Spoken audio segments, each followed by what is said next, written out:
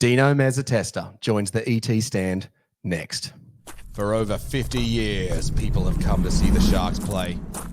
Talent, skill, speed, intelligence, elite-level athleticism. That's not these guys. Biased, one-eyed, opinionated. More often wrong than right. They make up for their complete lack of talent with pure dribble, gibberish, and enthusiasm. This is the ET Stand Podcast. Welcome to the ET Stand Podcast, the Cronulla Sharks fans podcast that lets its talking do the football. Dino Mezzatesta, welcome. After over 11 years with the Sharks, as either a board director, chairman, and now group CEO, and before that, I'm going to give you a bit of a wrap. A storied career with Accor, Star City, and a range of hospitality ventures. You've always been very generous with your time with me and my family and getting involved with the Sharks. It's brilliant to have you here, mate. Welcome. I'll cue down the song. We do love the song, though, don't we, Dino? There we go. We'll hit stop there. Welcome, mate. How are you doing? Yeah, good. Thanks, David. Great to see you too. And congratulations on the podcast. Great feedback so far and well done. Yeah, it's good fun. Thank you for letting us into Shark Park at the PointsBet Stadium at the start of the season too to shoot that ridiculous video. I'm not sure if Gal and the people down at the stadium knew what we were doing, cheering for no one, but it was certainly a good time. You're very generous with your time. Finding a time that lined up with you and me was tricky. You've been busy the last couple of weeks. What's been keeping you busy? Yeah, it's been pretty hectic. If it's not something to do with rugby league, it's certainly to do with the Leagues Club. So as you can imagine, that's something that keeps us awake at night here as a management and as a board. And yeah, we'll probably touch on that a little bit later, but there's plenty going on. There's never a dull moment in rugby league, but needless to say, we're in a good position. Geez, it was lovely to get a win last weekend as well. Oh, it's terrific. 58 points to 6. I'll tell you what, it certainly helps the viewership on the ET Stand podcast, Dino. The Sharks win a 58-6 victory. It does make it a little bit hard to recount all the tries, though, so that makes it a little bit hard. Mate, everyone's got a 2016 story. You were part of the board in 2013 that came on. Tell us your story and where were you? How did you watch? What happened on the day? Yeah, wow. I mean, what a great day that was. And one thing that I do remember, and I'll never forget this particular moment, is that we all travelled in there in a stretch pink Hummer. And it was the board with their kids and families. And the ride in was quite emotional because there was a lot of nerves. You know, there was a lot of nervousness around. My God, we're going to the big stage. This is it. We've made it. We're actually playing in a grand final. Needless to say, the ride home was absolutely off the Richter scale. It was off the charts because by the time we managed to secure that win and we came home, wow, what a trip home that was. I'll never forget that ride in and just the sheer emotions of excitement heading into a stadium knowing that you're about to watch your team play in a grand final. And, of course, you know, we know history is what it is and the famous words from Gal, you know, turn the porch lights off. But that ride in was a feeling I'll never forget, and the ride home was even better. I think what also made that night was the 97% Sharks fan attendance in the stadium versus the 3% Storm. The opponent, the 50 years and the couple of years we had before, was it pride? Like, what were the emotions? Oh, it was more than pride, but you're right. I mean, there was a shock. There was an element of shock and surprise when you entered that stadium just to see the sea of black, white, and blue. It was like, oh my God, there are so many people here to witness this and be a part of this. And you're right, throughout the entire game, just the emotion of pride and satisfaction and not just for the team that were running out there, but the history that this club has. You know, there's so many people that have over many, many years have given up so much of their time, devoted many, many hours. And that's at every level. And then even the playing group in the history that have tried to get there and some came close. You know, and so the raw emotion was amazing, absolutely amazing. But singing that song at the end wasn't that special. You know, 85,000 people yelling it out was unreal. The leadership team that you had in place with Damien and what was it, Craig and yourself and a whole bunch of others and Lyle was around. What do you think you learned or put in place in that 2016 that helped the team get us over the line? Yeah, look, it's a good question. I mean, it was all about support, I think, and, you know, having a good management that just knew how to execute, but committed, passionate, of which we always have people here that are committed and passionate. And from a board level, it was just nice to put a bit of history behind us where we're always, tarred with that brush of we're going to fold, we're going to Perth, we're not worthy to be in the competition. So, yeah, you look back and you go, all that, time that you volunteer and everything that you put in, pays off, because it's certainly worth it. And I look at how we're structured today and how we operate today, and there's learnings, and we continue to learn. But we've done so many good things since that time to now to continue improving. Now it's just a case of getting another one under our belt. Well, certainly the structures, I can see it in the comms that comes from you with your updates in terms of the board directors contributing to different parts of the business, and you can see an area of accountability. How have you fixed that up in the 10 years since you've been on board, Dino? How's that all worked? Oh, there was a lot to do, David, and basically came down to making sure that there was accountabilities and responsibilities that were driven, also recognised though as well, and people in their lane, but more importantly helping each other and treating it as a group business, and we've worked really hard on that. And I'm really pleased to say that how we're trading today, and without the main revenue source of the club, and yet we're still continuing to make profits. It's a testament to everyone involved, actually, because it is hard work. And from the sponsorship team, like I look at the sponsorship revenues we're getting in today, which are nearing records, looking at our hospitality, and we've got a reduced capacity. Our membership is near on the same numbers as where we were at 2017. And again, that's reduced capacity. So all the metrics are going in the right direction, but that comes with a lot of hard work and a good structure that sits behind it, and good people. So very happy with how we're travelling, and we've still got challenges ahead of us, and we've been working in those challenges for the last 4 or 5 years since we shut the club. But yet we're still trading well and performing well. Well, certainly. Look, I've got to ask you, the league's club development. You mentioned at the top of the interview, keeping you up at night. When, I guess, is the obvious question, mate. Yeah, when's it going to open? Look, and it is really disappointing, because for every time we get a little bit excited about a potential date, something else happens and it gets delayed. And unfortunately, the way the construction industry is going today, there's severe problems out there. So we're still working hard with the developer and the builder to give us a handover of our club. And those that don't know what a handover means, we're just waiting for the club to be returned to the Sharks so we can start our fit out. We keep getting promised a date. That date keeps slipping. The most recent date we have is middle of August. That means that they've completed all the external works. They give us our club shell, and then we can go and engage a builder and we can start our fit out. So if that does happen, we're now looking at a sort of end of 2025 opening. Because by the time we get a builder on board, by the time we get a site established, it's a good 9 to 12 months. So if August is the handover date, then you'll be looking at August, for example, next year, August, September next year of a club opening. We're committed, we're determined to get there. It's been a real tough challenge. And again, I think one of the things that maybe a lot of the people don't understand out there is that it's no one's fault in the club today that we can't get a handover. It's just the way the deal was structured, and the way the deal was structured many, many years ago. And it would have been structured that way for a reason back then, but we're just sort of dealing with that deal the way it was structured, and we're trying to maneuver through and get a best result. So until they give us a club to fit out, we're in their hands. The good thing is, those of you that drive past and see the precinct, there's a lot of building up and around that almost looks like it's finishing. So the closer they are to finishing, that means the closer we are to maybe getting our club back. So is that much like when you're building a house, Dino, and the builder's not quite prepared to give you the house yet because they're building what they're doing in and around the club, and so they can't hand it back to us yet? Is it as simple as that? Is that the right analogy? It's not a bad analogy, David. It's not a bad analogy, but unfortunately, we don't have a big stick, right? We've got no leverage. I can't sit there and say to the developer and builder, "You must give us our club by this date." It doesn't exist anywhere in an agreement, so we don't have any leverage and we don't have any pull, right?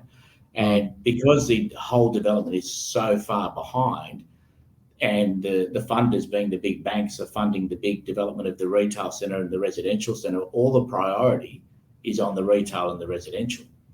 So there's a real focus on getting those two elements complete before they even turn their attention to the club. So it's an unfortunate situation. It really is. We don't have leverage. We don't have the big stick that says you've breached your contract. There is no such breach. They can hand it over to us whenever they want. And therefore, we're just playing the waiting game. But in the background, we have been negotiating and working closely with the developer to get us a result. And, it's fair to say that we're probably closer now to what we ever have been before, largely due, though, because everything else around us is getting complete. So they're almost near ready to give us our club. Still be a challenge to do the fit out. Yeah, but look, we're getting there slowly. It's been a long, awful wait, and that affects game day because the restrictions on the attendance and the restrictions on our hospitality. It's a shame that we'll go through 2025 with yet again a reduced capacity and zero hospitality attached to the club. I think we just ask our people to sort of bear with us and look at the future. And when it finally is handed over, it'll be pretty exciting.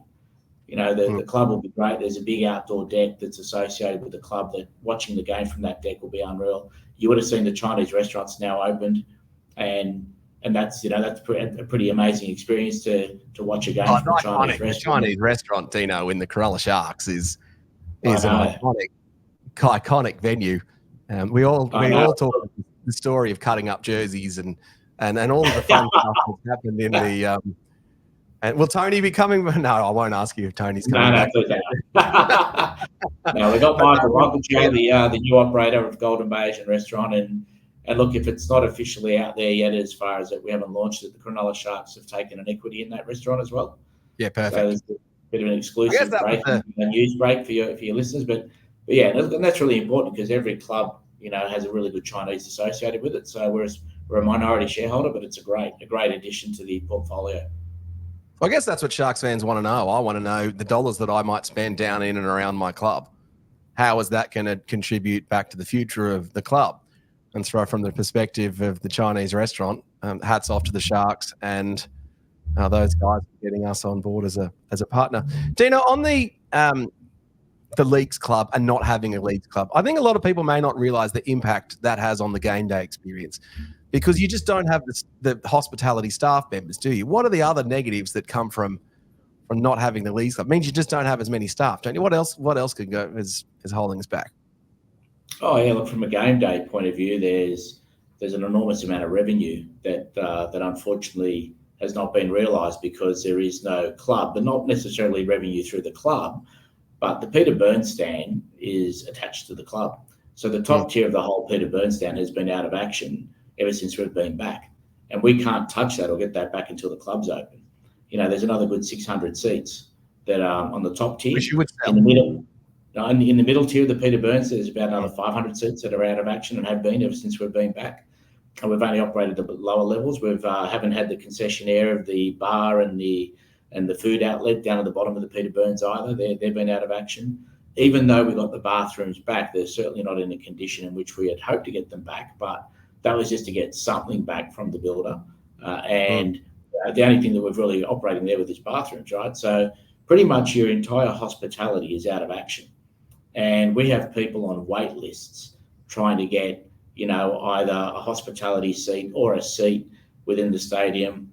And that's been really unfortunate for the club because there's a lot of revenue attached to that in both members that have those seats that haven't been able to repurchase them, hospitality sales, and just in general our attendance. So we're sitting at a capacity of 13,000 where we should really be around the 18,000.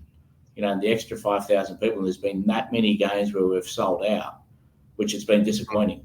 So we've left a lot of revenue behind without having the club open. And it's because it's attached to that stand, we can't operate it. We can't touch it because it's still part of a development site. So we'll pick up seats in the Peter Burns stand. Where will the other 4,000 capacity come from? A lot of it's back in that Peter Burns, right? There's a good 800-900 seats in total that come back.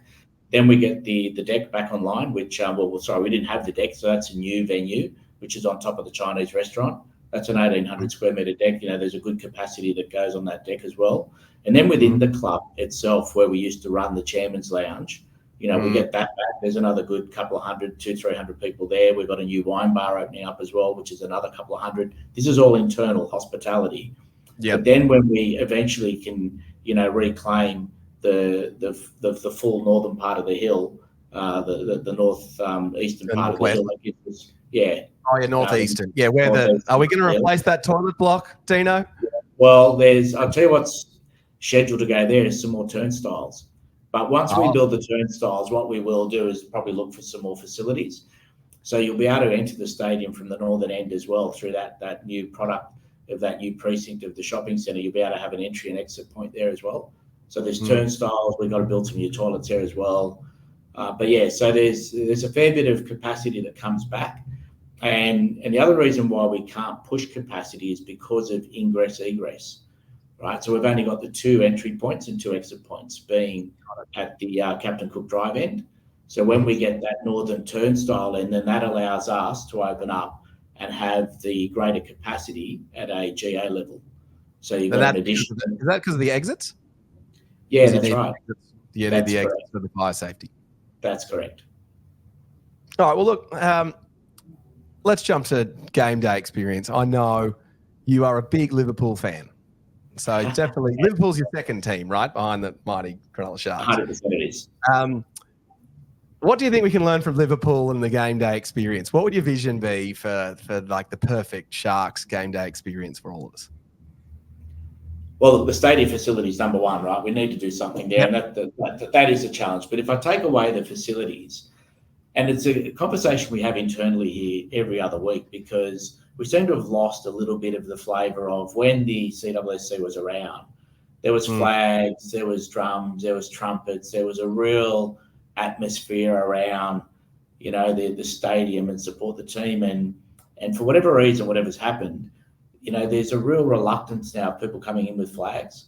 Like you don't see many flags anymore. You don't see, we don't have as many of the people with the drums or the trumpets, and it's a real difficult one. But we continue to try and enhance the experience, and you would have picked it up at the last game with the Sharkies chant. We really want people to get behind, and we're trialing that. We're doing something different, something new, but it's got to go back to that whole emotive. You're there and you're so passionate about supporting your team. It's almost like we've gone a little bit silent over the years. And to be honest with you, David, I actually can't pinpoint why it's gone silent. Our job is to enhance the experience to make sure that getting in and out is easy. Getting a drink and getting something to eat is easy, and the flow and circulation is easy. That has been challenging because of the development and because of the restraints around the flow of getting people around. We'll need to get better at that. We recognise that. But where we need a bit of help is how are we going to get back? How are we going to get back that whole atmosphere around, the colours are there. People have got the black, white and blue is well represented in the stadium. It's more everything else that comes with it now. It's the flags, it's the chanting, it's the really get behind the team. So if you can offer us any help, we'd be delighted to hear from you or any one of your listeners about what else we can be doing. Because I can tell you, we catch up weekly here. And down here in the comments, we will do that as we'll actually tell you what, Dino, we'll do it as a special episode of what the Sharks can do for the game day experience.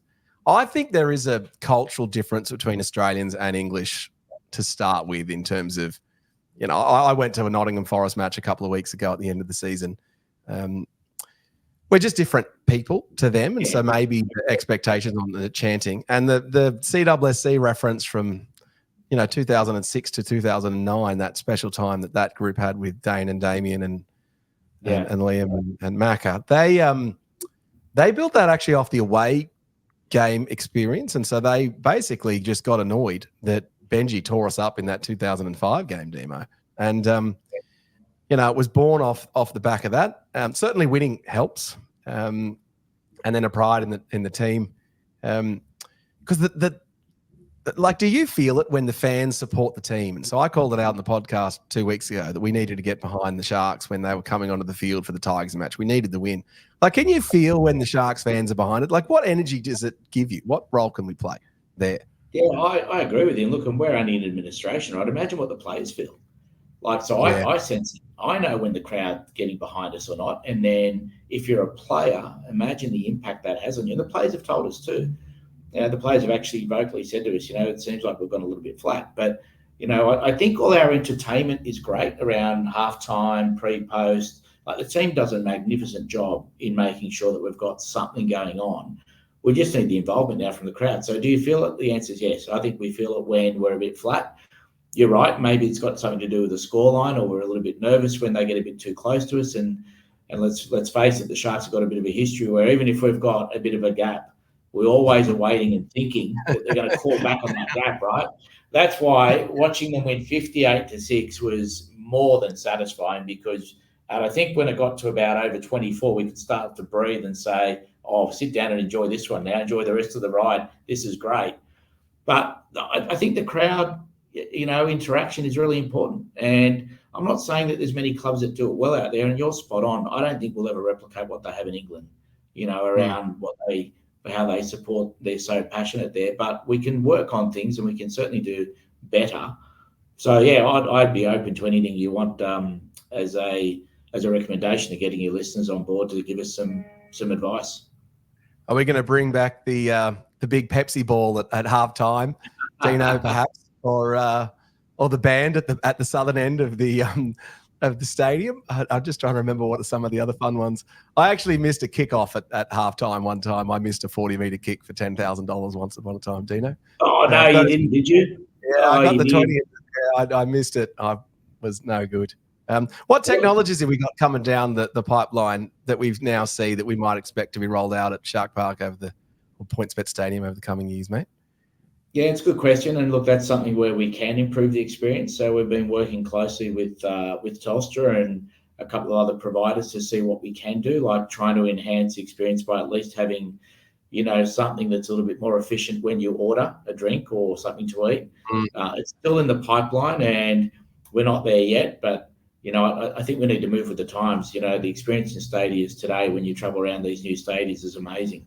You can go and get a drink out of a fridge. You don't talk to anyone. You don't see anyone. It gets deducted from your device immediately, and that's amazing. That's fast. Right? Oh yeah. So we are in discussions. A little bit harder for us though, because we need the club open as well before we can sort of execute. Because whatever we're doing, stadium-wise, we want to sort of make sure that we enhance the club experience. But the discussions have started, and I'm hoping that, in the short term, like not too far away, we'll be able to use technology in our favour. Well, certainly, because it's obvious. We've got, 12 home game experiences. And if the Leagues Club was open, you would have 365 experiences plus 12. Obviously, those 12 would be bigger than the other 365, but you would have that economies of scale, wouldn't you? What is the Cronulla arrangement? Tell us about that deal and how that came about, and how good that is for the Sharks and also for Cronulla. Yeah, Sharks are Cronulla, great little club. I mean, it's a club which originally was designed to give our members somewhere to go when we knew we were shutting our own club, and it was about trying to get a reciprocal agreement in place.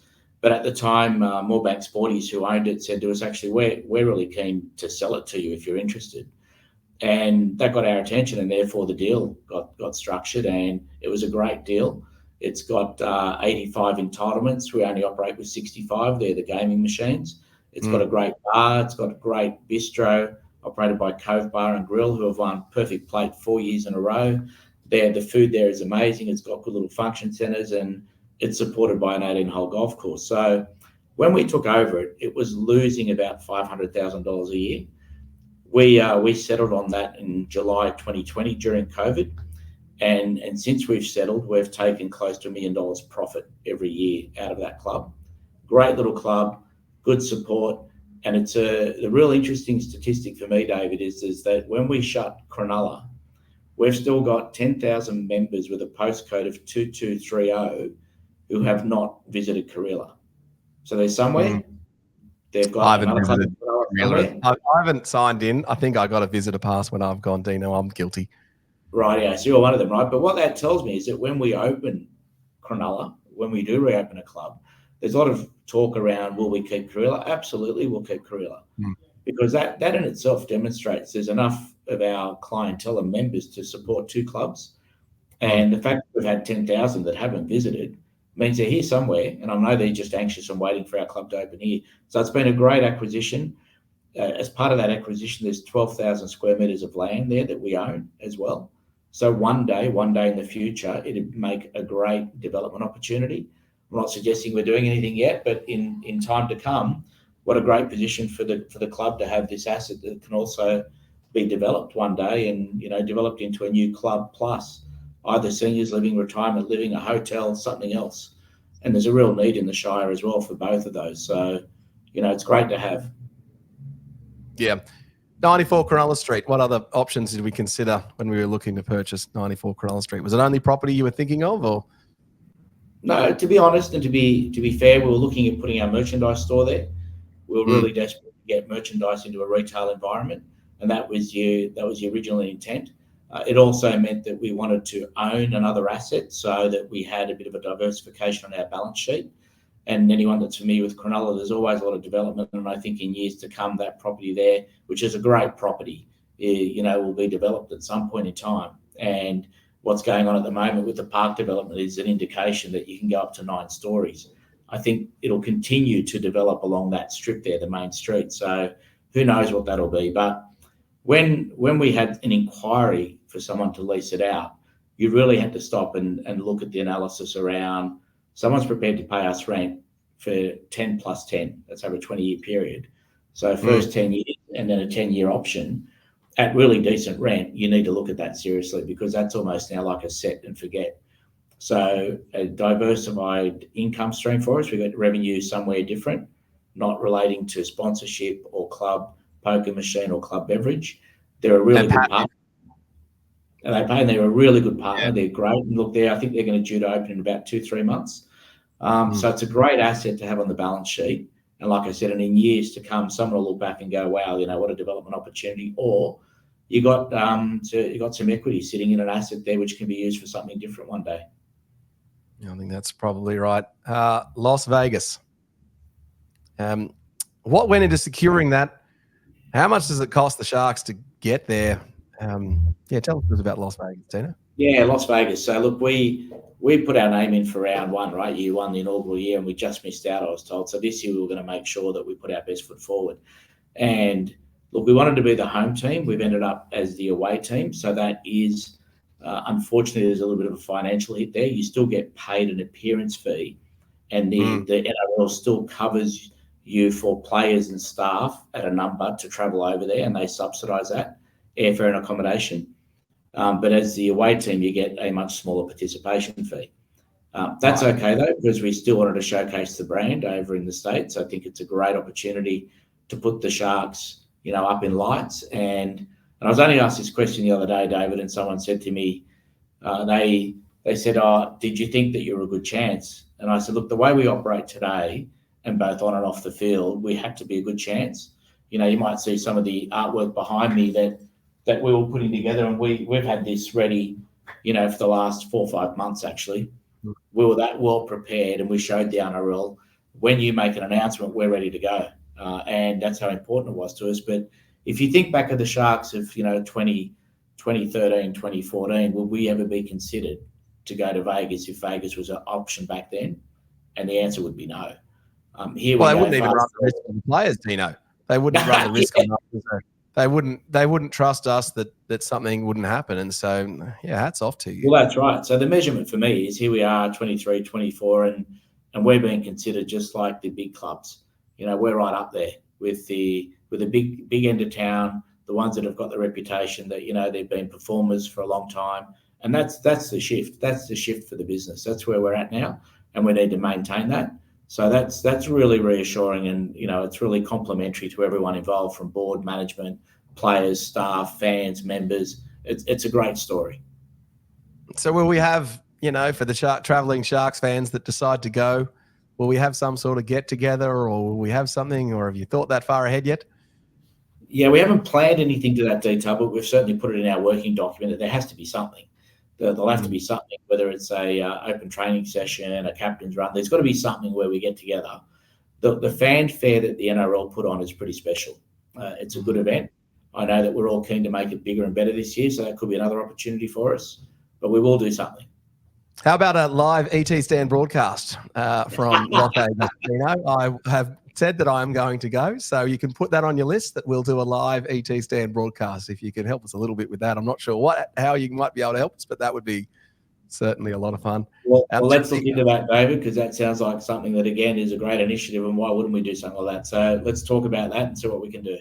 So there you go. You heard it here first. You know what you should do, Dino? Cronulla Sharks NFL helmets.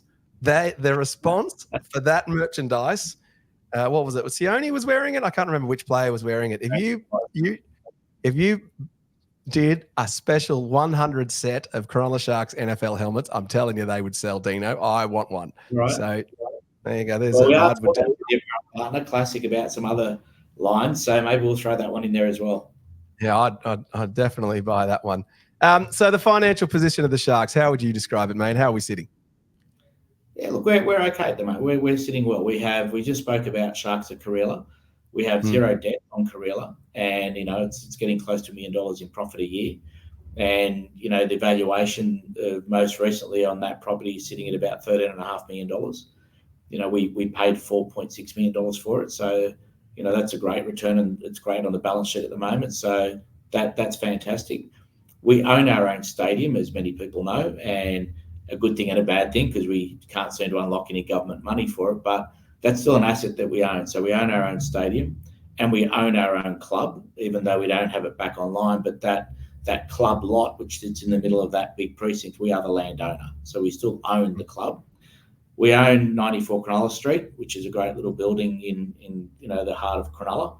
And even though we have a little bit of debt on that, though, but the equity far outweighs the debt. And we've got, well over $20 million in the bank. And we need to build a club, which we know is, at today's rates is very expensive. But that's why we're going to be very, very cautious about. We don't want to overcapitalise, and we'll make sure we get the right fit out without compromising design or experience, but we won't overcapitalise. So it's going to be important. So we're in a really good position, healthy position. And I think I shared with you, David, that since 2020 and even through COVID, we've been reporting positive results year on year. From a club that used to lose on average 3.5 to 4.5, and some years $5 million a year, that's a massive turnaround. And we still don't have our main asset firing, right? So the trick from here on will be deploying our cash in something that gets a return, and the club has got to be one of them, but we won't be silly and overcapitalise. It's great that we have a relationship with Commonwealth Bank. Again, a bank would never want to touch this organisation in years gone by. The bank, Commonwealth Bank, is very happy to sit down and work with them. We have a pre-approval for the club fit out of close to $18 million from the bank. So financially, we're travelling well. We're very sensible about our deployment of our cash, our investment strategy. We have a good plan in place. We've been executing that strategy along the way. Now it's really focusing on getting that club up and running so we can get that revenue stream firing and continue down the path of deploying our capital in a way in which we're going to diversify, get some good income, and set ourselves up really for the future. What can you tell me about Mike Dorrell? What an amazing individual that person is. He, and when we received the email, it was almost like spam. It was one of those emails that said, "Hi, I'm Mike. I'm a mad Shark supporter. Been following for years. I've been living in the States for over 20 years. I'd like to help in any way I can. Look forward to chatting, Mike." And that was it. And it was like, how many of those emails do you see where you sort of go, "Oh, okay, don't really know anything about the individual, no email signature, no nothing like that." And as we do, we responded to him and said, "That's great. Thanks for reaching out. And, I'd love to chat more." And then he's been in America. And at the time, I was with Craig Fitzgibbon and I was with Steve Mace, the chair, and we took a photo of the three of us and we sent it to him. We said, we'd love to chat. That's after we Googled him, though. And when we Googled him and we found that we just bought this mansion in the States, it was a record something 34 million US. And I thought, oh, mate, this gentleman might be the real deal here. Like, he's just reaching out saying, "I want to help." So we sent him a photo of the three of us saying, "Love to catch up." And given that he was in the United States, when we knew that we were traveling to Vegas to watch the games and participate in the CEO conference, I sent an invitation to him to say, "Why don't you come and join us at the game? It'd be great to meet you there." He said he's expecting his child. He can't make it to the game. Thanks for the invitation, but Maybe we can catch up in New York. That's where he lives. We sort of thought, look, we're all the way there. If we come in America, we will take the time to come and meet you in New York. And he said, great, I'll send the jet. I'll send the jet to pick you up. And I said his own jets. You didn't even have to fly through Charlotte or Dallas or any of those terrible places. No, and we hadn't met in person yet, right? But he did. He sent his jet Wow. to pick us up. And myself and Steve, our chair, we went from Vegas to New York where we met up with him, and we had a wonderful evening and dinner with him. We got to meet him. We got to know him. And he just turned around and he said, I'm really passionate about the club and I want to help. I'm doing really well now. And we had this presentation prepared for him, David, which was, really detailed, because we're all about detail here. And he said, thanks for sending this through. It looks wonderful. I love it. And it's personalised. He just put it down and he said, let's go eat. And why don't we start with $1 million a year for 5 years? And it was right. And do you want anything in return for that? And he said, no, I just want to help. He said, let's just start like that. So great individual, great human being. And it just shows that, you've got supporters all over the globe and people that still are passionate about the club, that in his case, he's doing well now and he wanted to give something back. And, he's been wonderful to have around. We talk regularly. We won't just take money without involving in him, what we're going to do with it and how we're deploying his money. For us, it's about a partnership and a relationship. So we've been very, very intent. We were intentional in demonstrating to him that we want him to endorse the spend. So this is how we're going to spend the money year 1, year 2, year 3. And that's been wonderful. So, and he's very appreciative of that as well. And we need to spend the money in some areas where, one, we know we've got to set ourselves up for the future. There's a real shortage of green space in the Shire. We've got Bet and we've got an academy side. We run a men's stream and a women's stream. We don't have anywhere near enough green space. So part of that money is going to go towards doing a joint venture with Endeavour Sports High School. Which his father used to work at, didn't he? No, his father was at Port Hacking High School. His father was at Port Hacking. Right, got it. Okay. But Endeavour Sports School, we've got to have a great relationship, and there's a football field there. So we're going to deploy a bit of money there to do a regulation field, put lights, put a clubhouse, put an academy site there, and it's our exclusive use, which is wonderful. We only just won that right in the last 3 months through a pretty competitive tender process, which is great for our club. So it gives us yet another facility where we're starved for facilities at the moment. So that's an example of where we're going to deploy some of his money. And that could obviously help the junior development. We've seen that the Sharks have come out and we've called it out that we're wanting to develop players and we're also wanting to keep the existing squad. Talk us about the squad recruitment strategy or the retention in the youngsters, Dino. Yeah, really important. And we, as you know, we've got a rich history here of developing young players. The challenge is holding on to them. Once you develop them and then they get to showcase their skill, then it becomes a battle, right? Because you get the recruitment clubs that come on top of you and just throw good money at them. So, but look, we'll never, shy away from our responsibilities of developing young juniors. It's such a big part of our club. And under the Craig Fitzgibbon model, he was really big on that roster, on the roster that he inherited, and really big on maintaining as best we can the roster. He sees something in that group, as we all do. And that's been the strategy for some time. Yeah, you'd be well aware that we're making an inclusion into next year's team with Aiden Fanua-Blake, who'll be a great addition for the club. But outside of that, we've been very cautious and very, it's been very intentional to keep the roster intact after we did go out and we got those signings of Nico Hines and Dale Finucane. It's unfortunate that Dale will now be medically retired, but there was some intentional signings, and now it'll be lock and load for the next couple of years with who we've got, and then we'll look at it again for 27 and beyond.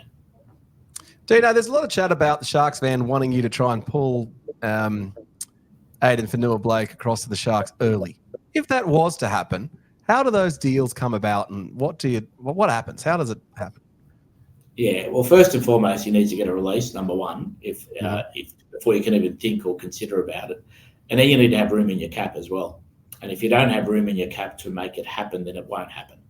When the way we're traveling at the moment, we wouldn't have enough room in our cap this year anyway for it to happen. So, we wouldn't have been in a position to take him early. And for us to do that means we would have had to have lost a player somewhere. So that wasn't the intention. That wasn't the structure. So we weren't going to take him early at any stage anyway. It was always a 25 and beyond play. yeah, I know there's always been some talk and speculation that he might come early, but no, that was never going to be the case. Fair enough. Are you expecting the salary cap to increase over the next couple of years? What will happen with player payments and that sort of stuff? No, the deal that they've locked in has got a real minimal sort of uplift year on year for that 5-year cycle. So it started off with a bit of a big hit from, where we were to where we've ended up. But then for the 5-year cycle, it was a real minimal increase. So a little bit challenging as far as managing your roster and managing expectations, and certainly looking at what's happening in market.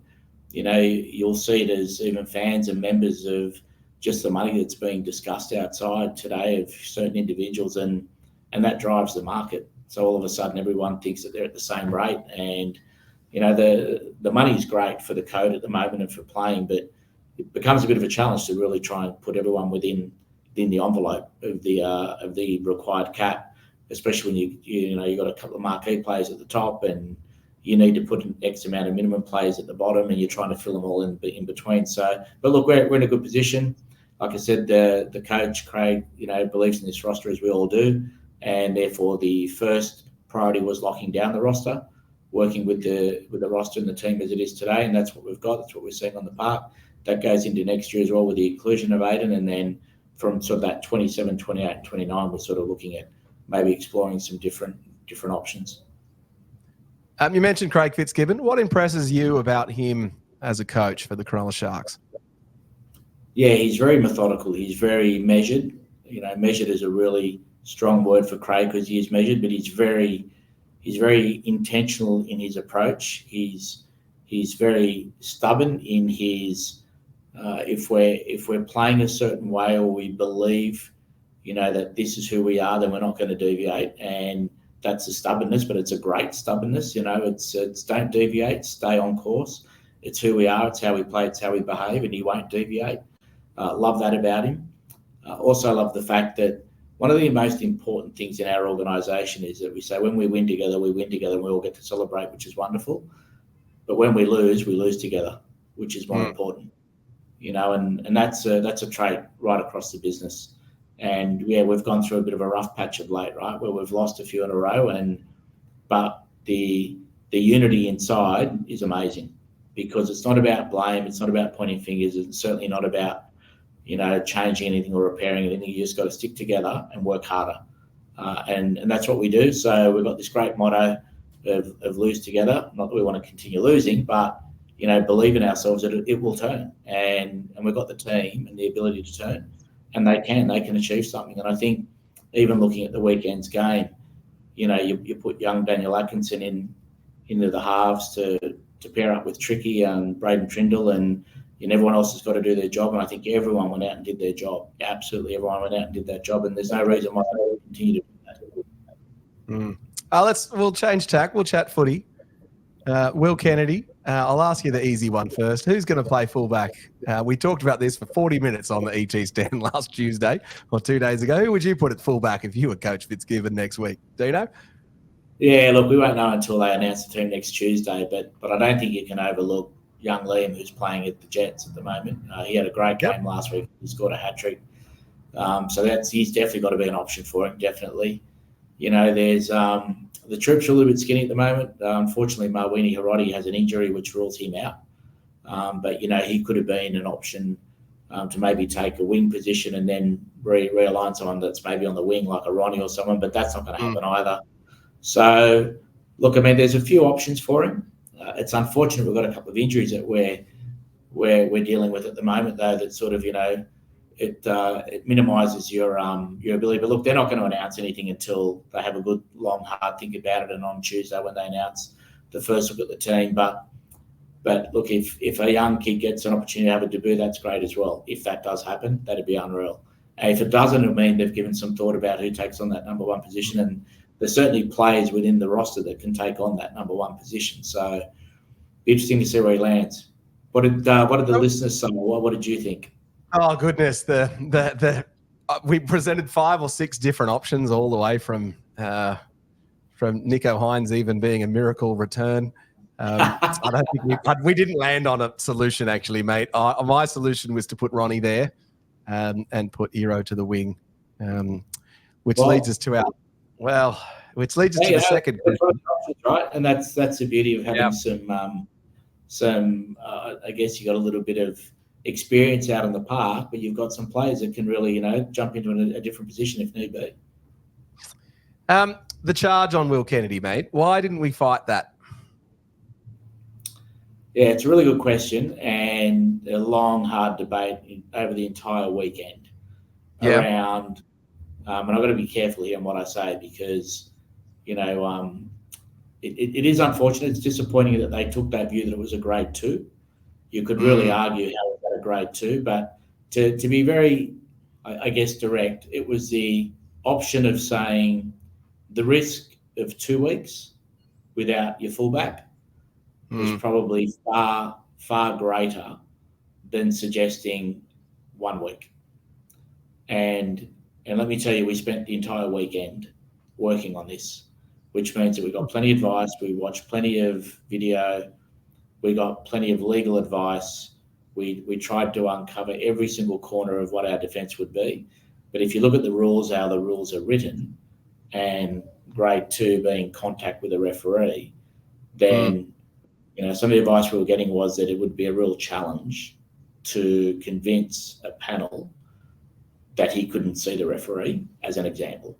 Right? So the most appropriate thing to do is, whilst we're not happy with it, is take the 1 week and not risk 2. So when you say so you're sitting. So what? There's a few of you sitting around watching the videos, and you're uncovering stuff, and there's a text message group, and you're getting, what about this one from this player 3 years ago? Like, is it like that? Like we would be as fans and chatting it? Like, is it like that, or what is it? Oh, spot on. There was phone calls, there was hookups, there was revision of video, there was absolutely look back through years of precedents. It was the full weekend. It's too important for us. He's our number 1 fullback, and we're going in to play the Cowboys, and it's a real critical time of the year as well. The statistics of those that front the judiciary, though, don't really favour anyone suggesting that you put your best foot forward or give it a shot. So you need to do the homework, you need to do the research, and that's no disrespect to the judiciary system. It just means you can't go there unprepared. So you've got to be prepared. So we did our absolute best to be prepared. We wanted to make sure that we'd had covered every angle. And even at the completion of that, we decided that the risk of 2 was too great. So the cost of the business of Will Kennedy fighting a suspension. So, we count the Dino hours, the coach Fitzgibbon hours, the legal team, the video team. Like, it must be, if you were to go back, it must be incredibly depressing. Thinking, oh God, it's cost the $30,000 just to fight this damn charge. Like, is it that expensive? Look, if I had general manager of football here, Darren Mooney, I think he spent the entire weekend with lawyers and, trying to identify what our tactic would be, and then of course with us. And that's the other thing too, like the cost of the lawyer's advice certainly is up there. We wouldn't have spent as much as you said, but we've spent a fair bit in resources, time, and a little bit of your time is worth money to the Sharks, Dino. Well, this is true. So there's the time that we all spent on it. You're spot on. We could have been doing something else, which would have been more worthwhile and advantageous for us. But it's just disappointing. I think we're all disappointed to receive the charge in the first place, and a grade 2 meant that you're suffering a suspension. Was even more disappointing. That's a bit tough. Let's chat some fun footy chat. Where do you sit, Talakai? What position? I reckon the coach is getting the absolute best out of Sifra. And the thing that I love about Sifra is team first. He'll do whatever he thinks the team needs, and he'll do wherever he thinks the coach needs him. But talk about impact player, oh my God. And look, it's nice to have the depth that touch wood, but we've got a really good roster at the moment, a really good structure, and Kale, is really developing into a really good, strong centre. But, if you needed a centre any day soon, you've got Sifra just sitting in the wings waiting. But I think the way he's being used currently, and okay, we've got a few injuries at the moment, but off the bench, he's been absolutely amazing as that impact player. But look, I think the coach is getting the absolute best out of him at the moment, but he's also enjoying his footy. And like he said, I'll do whatever the club wants. Yeah, his reaction was certainly a mature one, I thought, in the news outlets and the way that he speaks on it. And sometimes he has to play 70 minutes and 60 minutes, and other times it's 40 minutes in impact. Yeah. Favorite all-time Sharks player, Dino? I'd be lying if I didn't say ET. But I did go to school with ET as well, and even though he's a couple of years older than me, his sister was in my form, and we sort of grew up, around the same area, same school for many, many years, and then to watch him go out and do what he did was amazing. So yeah, I'd be lying if I didn't say ET. He is also my favourite. We did name the podcast after his great grandstand. It was lovely to get his blessing to name it. Well, I'll have to try and get him on the show one time and surprise the other hosts and just have him as a dial-in. I'm going to get you to answer a couple of other questions that are common Sharks questions. What is your position on the Sharks on whether they should kick penalty goals when they get penalties in front of the posts? And the old take the two, and you hear the ET stand go up saying, take the two, Dino. Where do you typically sit on taking the two? Look, I'll leave that to the coaches. They know better than us. They know better than us. What about Origin last night? Right? Look at Origin last night. Who would have thought they would have taken the two? That was unbelievable. From the sideline, and that's come from the coach's box. Take the two, but what a great kick, right? And it probably set them up well. What is your take on Origin and the Sharks, Dino? We obviously, there's a bit of heat around the Origin at the moment from Sharks fans not loving it for obvious reasons, and the disruption that it's made to our club. And look, we all remember the unfortunate confidence hit that Brett Kamali got, and he got really supported well by the Sharks and continues to do so. How do you feel about the Origin and impact on the Sharks? Oh, look, we're disappointed that we don't have our players in there that, were sort of at the beginning were part of a squad or part of, the series, and then all of a sudden they're not there. But, take that aside, selfishly, that's great that they're not, because they're back with us, even though Nico's got an injury now and he's got to rehabilitate himself to get back for the Sharks. But selfishly, we sit there and go, that's great. It can be very disruptive. Look at what's about to happen. You've got plenty of players on report. You've got plenty of players getting suspended. We're at the pointy end of the season here, and these people going back to clubs that, need the 2 points from here on, they're going to suffer a little bit. But, it's nice having players that are part of Origin. We've got players that are part of international teams, though. We're really proud of the Kiwi representation that we have, the Samoan, the Tongan, and and that's wonderful when you get to see them play for their country. So no different if they're playing for their state. So whilst it'd be lovely to see them wearing the Blues jersey, it didn't happen for us this year in the last two games. But you know what? It was still a great spectacle, and I don't think you can argue that, watching an Origin game, whether we have Sharks in there or not in there, is still great. You can't argue with that game last night to say, yes, it's disruptive. Yes, some clubs are going to hurt now. But how do you remove it? How do you take it out of the schedule? You just can't. No, you can't. You can't take it out of the schedule. It's still nice seeing Val run around in the top level teams, and it just breaks my heart that Val plays for another team. But it would have been great to see Talakai in the Blues and Cam McInnes as well. I'll save you the oration of being asked about Nico and won't make you answer about whether he was hard done by or not. I'll save you on that one. Nate, I will ask you, who is someone who works for the Sharks in your team that Sharks fans won't have heard of, that you want to give a rap to and you say, this person's an absolute legend, that you think is unheralded that we haven't heard of? Oh, wow. How long have we got, David? Because I'm going to be here for some time. But I'll tell you what I will share then. The CEO updates that I do, and it's interesting you ask this question because the next one coming out is all about the team behind the team. Yep. And that's me, more or less sharing with our community and our members and fans that these are the people that sit behind in all sorts of roles and offices that, put in some really hard work and the preparation that goes into it. And they all do such a wonderful job. And it was really important to share that because there is a team behind the team, right? And to get that team onto the park and perform the way they do means that we've got to get everything right our end. So they're going to be shared in the next CEO update. It's a bit of a special edition to do exactly that. For me, sort of sharing with the wider community, all the different people that we have here with who the leaders are and what their departments, who makes up in those departments. So it's pretty exciting, but interesting you ask that question because it's something that, doesn't get the just deserved acknowledgement and recognition. we watch a team go out and they get 2 points, and that's wonderful, right? And we all celebrate. And the team loses. Let me tell you, we all lose as well in the back office. All the hard work that goes into getting us prepared and ready to go, and then it's like we feel it as well. So, it told me some time ago that I really wanted to do this just to show that there's a big group here, which is Sharks employees, but they're also passionate, committed people. So next CEO edition, keep a lookout for it, because that's the team behind the team. All right, we'll keep an eye out for that. You did introduce me to Ash, your Cronulla Sharks historian. What an absolute legend. What was behind that choice? It wasn't too difficult, because if you look at the amount of memorabilia and the amount of information that he has gathered over many, many years, and one of the things that we don't do well, and I've always said this publicly as well, we've never really recognised our history, and we haven't had a good, handle on recognition of past players, past administrators, just anything to do with the history of the Sharks. So it was recognised back then that we needed somebody, and he was the perfect candidate. His commitment and his willingness just to get in and discover things and talk to people is amazing.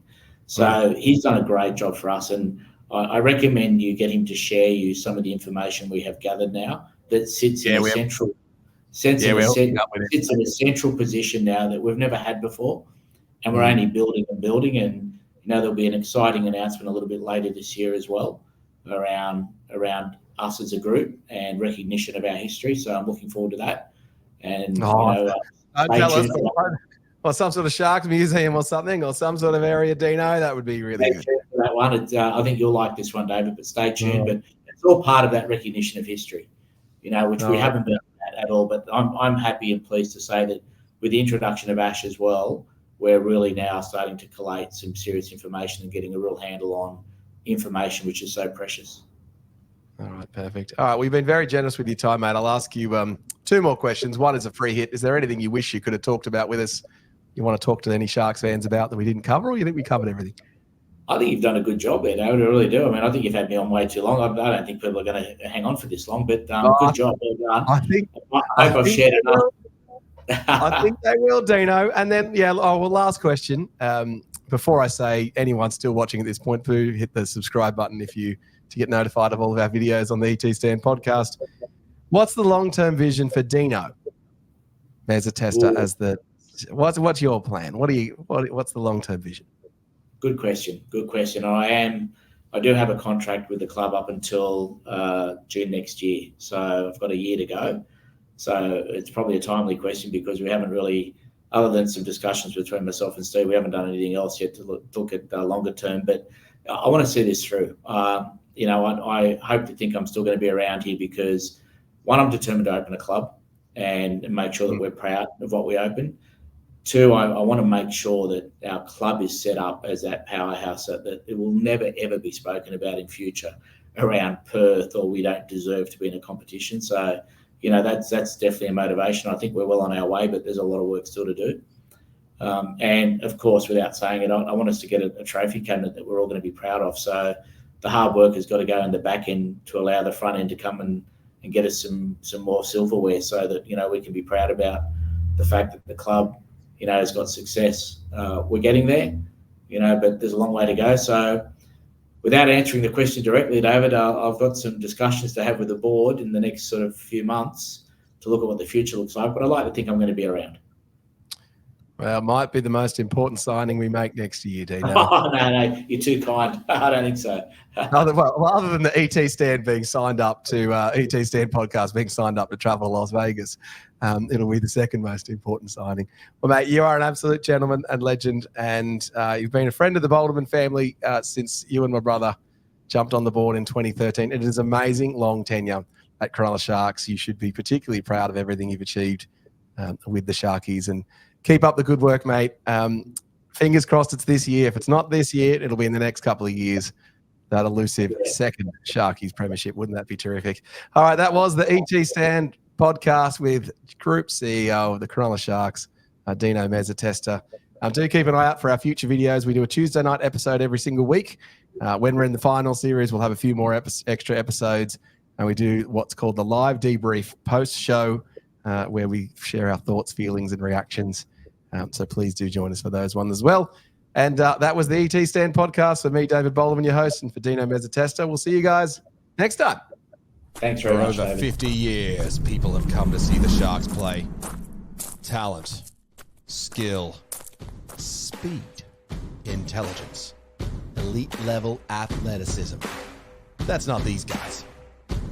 Biased, one-eyed, opinionated, more often wrong than right. They make up for their complete lack of talent with pure dribble, gibberish, and enthusiasm. This is the ET Stand Podcast.